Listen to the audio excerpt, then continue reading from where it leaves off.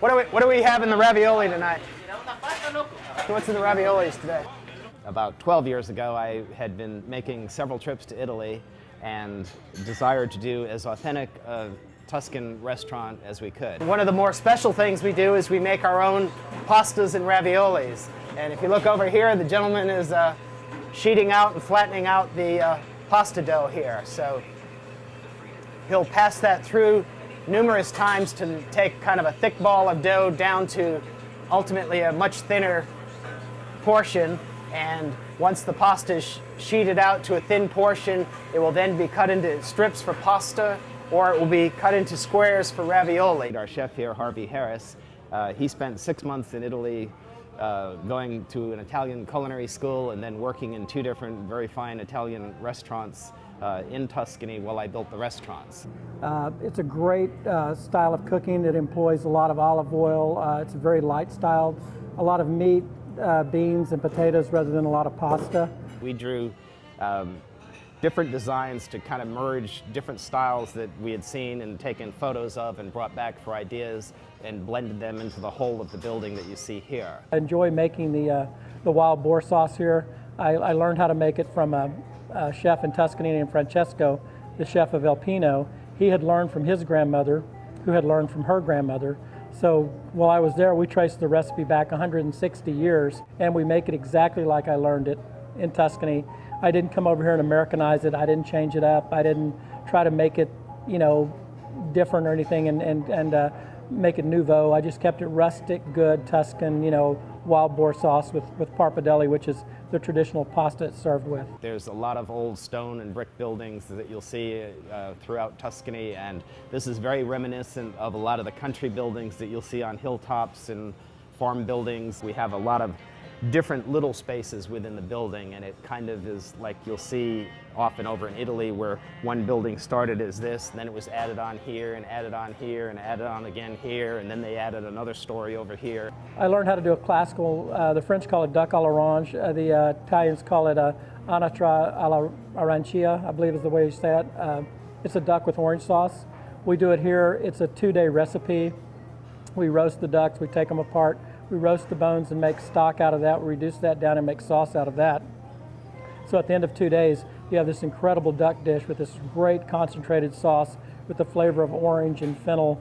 And it's just, I mean, it's one of the best duck dishes, hands down, I've ever had, and a lot of the customers think so too. We tried to use very rustic elements. The stone that you'll see dominantly around here is actually weathered stone. It comes from a little quarry outside of Abilene called Luders. When they used to quarry the large blocks of stone out of the ground, they used to actually cut off the outsides of the blocks to get down to the clear stone in between. Well, we used what was cut off because it's weathered and has, you know, the age and the antique finish on it, just as if it's been on a building for many, many years. The beams are actually were made from old weathered beams, so they're recycled giant old timbers from, you know, barns somewhere way up in the Northeast and stuff, but they are actually structurally what holds the roof up.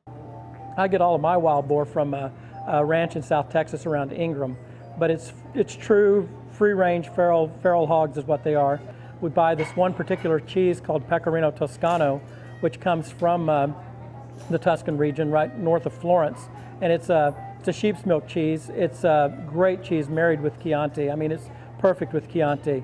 One of the fun things about Italian wines is that there are many regional differences in Italy. So the pairings of the food and the wine are often very good and quite specific to that area. The wines in Tuscany are probably a little sharper with a little more, well, if you understand the acidic balance to cut through the flavors of the stronger cheese of Romano, whereas the wines from the other side of the hill are maybe a little rounder and softer to go with the corresponding cheese from Parmesan. In the spring and summer we start a garden, so we have all of our fresh herbs and all of the basil and oregano and thyme and everything. That's part of the Tuscan idea, is use local ingredients and just a minimum amount of treatment. You know, you want to make it all fresh and is all just as vibrant and just as authentic as possible. Probably the most gratifying compliments are those people who have been to Italy, or on occasion people who are Italian that come here and they walk in and look around and go, wow, this is just like I'm at home. And they're like, how did you do this over here? start off with a little olive oil. You gotta do this in a really hot pan. Once the mussels start to open a little bit, you can start adding your ingredients. Some shallot, add a little bit of garlic, some basil here, a pinch of salt. And as you can see, they're starting to open, they're starting to release some of their juices. So in order to catch those juices, you need to deglaze the pan with a little white wine here. Squeeze a lemon here. A couple of knobs of butter. My little butter knob over here. And you can see they'll start making their own little sauce. Last but not least, we finish it with a little sambuca. It's a little different than most places. Interesting flair, our own little idea. Once all the mussels have opened and released their juices and the butter has melted all the way, your dish is done. Usually takes about 2.5, 3.5 minutes. If you have any mussels in there that stayed closed, you want to go ahead and discard those. So then you just go to the pan over here, straight from the pan, right into the bowl.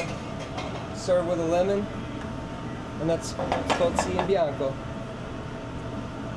Hi, I'm Dean Chambers. I'm the sous chef here at Siena Restaurant. I've been working here for about 8 years.